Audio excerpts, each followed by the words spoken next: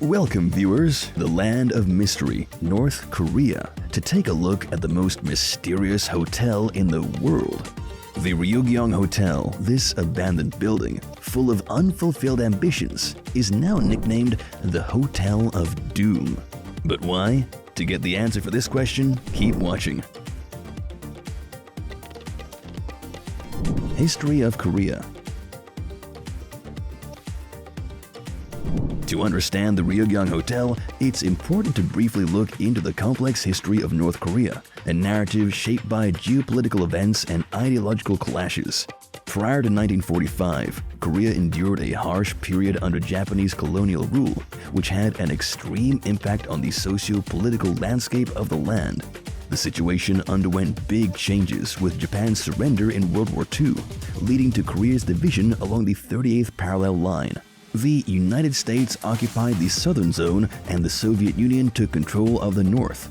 After the country was divided, South Korea went towards democracy and connected with the world.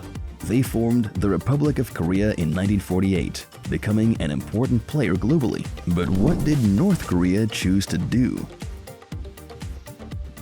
Influenced by the Soviet Union, they chose communism, creating the Democratic People's Republic of Korea, North Korea, in 1948.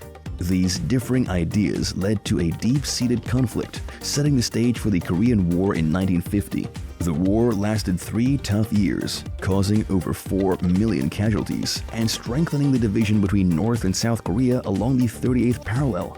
Even though a peace treaty was signed in 1953, officially ending the fighting, tension was there, and the region remained on edge with occasional violent incidents.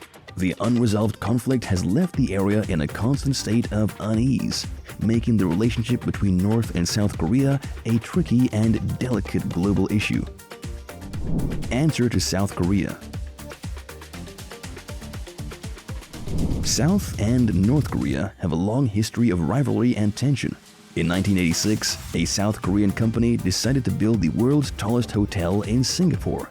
This impressive building not only shows off South Korea's skills, but also becomes a symbol of luxury and innovation worldwide. Jump to 1988, and South Korea proudly hosts the Olympics, a huge event that brings a lot of prestige to the country. The whole world watches as South Korea successfully manages the games, solidifying its position on the global stage. But North Korea's leader at the time, Kim Il-sung, who was in power from 1949 to 1994, doesn't like what's happening in the South. He sees it as a challenge to North Korea's authority. And what does Kim do to retaliate? Let's find out. To counter what he sees as a threat, Kim Il-sung gets the North Korean government to take action. North Korea had big plans for a revolutionary hotel, which was supposed to take the title of the tallest hotel in the world, the Ryugyong Hotel. This new building aimed to be 104 meters taller than its South Korean counterpart, making it the world's tallest hotel. How tall do you think that is? To give you an idea, it would be even taller than the famous Eiffel Tower. North Korea wasn't just trying to compete with the South. It wanted to show off its skills and become a major player on the world stage, proving its abilities in architecture and technology.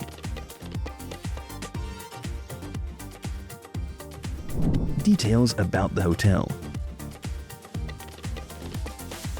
The Ryugyong Hotel is really tall, about 330 meters, 1,080 feet. It's the highest building in North Korea and stands out in the city's skyline. The hotel has 3 parts, each about 100 meters, 330 feet long, and 18 meters, 59 feet wide. They slope at a 75-degree angle and come together to make a point at the top. At the very top, there's a wide cut-off cone that has 8 floors meant to spin, and on top of that, there are 6 more floors that stay still. Originally, the plan was to have 5 spinning restaurants and somewhere between 3,000 and 7,665 guest rooms. Enjoying the video? Make sure to like and subscribe for more. Construction halts. Construction of the Hotel of Doom began in 1987, but by the time the festival happened in 1989, it wasn't even close to being done. They said there were problems with how it was being built, and they planned to finish it in 1992 for Kim Il-sung's 80th birthday. But in 1991, construction stopped. But why? The Soviet Union fell, and North Korea's economy went down. They ran out of money, so the project stopped, and the half-built concrete pyramid stayed in Pyongyang. For 16 years, the building just sat there, without windows, fixtures, or anything. Even the old cranes at the top got too rusty to use. They could have torn it down, but that would have shown they couldn't finish it. So they had to leave it, and some people even tried to hide it in pictures using Photoshop. Then in 2008, under Kim Jong-il, they started building again. North Korea made a deal with an Egyptian company, Orascom, for $400 million. $180 million was for finishing Ryugyong Hotel, and the rest was for a 3G network. The new plan was to open in 2012 for Kim Il-sung's 100th anniversary. By 2011, the outside looked good, but inside it was still empty and not even connected to the power. In 2012, tourists got a peek inside, and what they found inside was shocking. They discovered it was just a big, abandoned building with cold concrete rooms with no furniture. The view from the top was nice, but it seemed impossible to open by the end of the year. In late 2012, a fancy hotel group called Kempinski said they'd run part of the Ryugyong Hotel in mid-2013. But a few months later, they backed out because of Kim Jong-un's nuclear tests and sanctions. There were also rumors they didn't trust the building's structure, and it turns out they might have been right.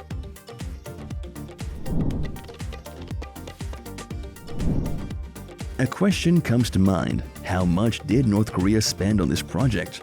To answer this, Japanese papers uncovered that building the structure had cost North Korea an astonishing $750 million. This was a huge amount, accounting for a whopping 2% of their GDP at that time. The $750 million spent on the building may not seem like a lot when compared to skyscrapers like London's Shard or Dubai's Burj Khalifa, which cost around $1.5 billion each. However, it's crucial to note that most North Korean citizens live in extreme poverty. Recent reports indicate that people in this strict regime earn only about 4% of the average North Korean's income, which is a little over $99 a month. Despite some improvement in the country's economic growth rate, experts believe that the average income for North Koreans is decreasing. This is because the leaders of the isolated nation prioritize spending on military and nuclear weaponry rather than improving the living standards of their citizens. Controversy over structural integrity. In the 1990s, a person from the European Chamber of Commerce visited the construction, and what they discovered was truly shocking. They visited the site and said it was in really bad shape. The walls were falling apart, the elevators weren't straight, and they used poor quality materials. Then in 2014, a 23rd floor apartment building in Pyongyang collapsed, and it's believed that around 92 families died in the accident. The state media admitted that the construction wasn't done right. But what was the cause of such poor construction? One of the reasons might be that North Korea didn't have much access to advanced construction materials like steel. They had plenty of concrete, but without enough steel reinforcement, concrete alone isn't strong enough for big skyscrapers.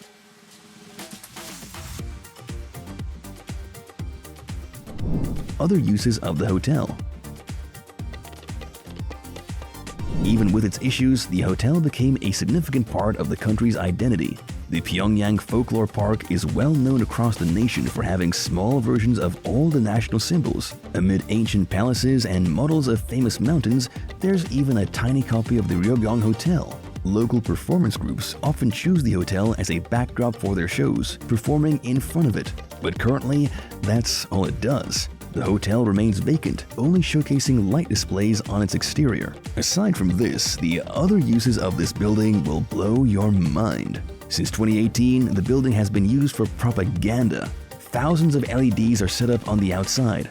On the screens, 4-minute videos play repeatedly, showcasing the history of North Korea and featuring political slogans. At the top, a large North Korean flag shines above the city. Over time, what was supposed to be a symbol of strength, prosperity, and power has turned into a sign of North Korea's excessive pride and the shortcomings of its strict rule.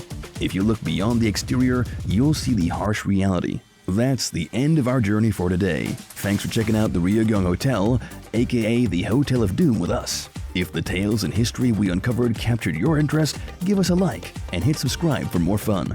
If you hunger for more videos like this, consider clicking on our next video.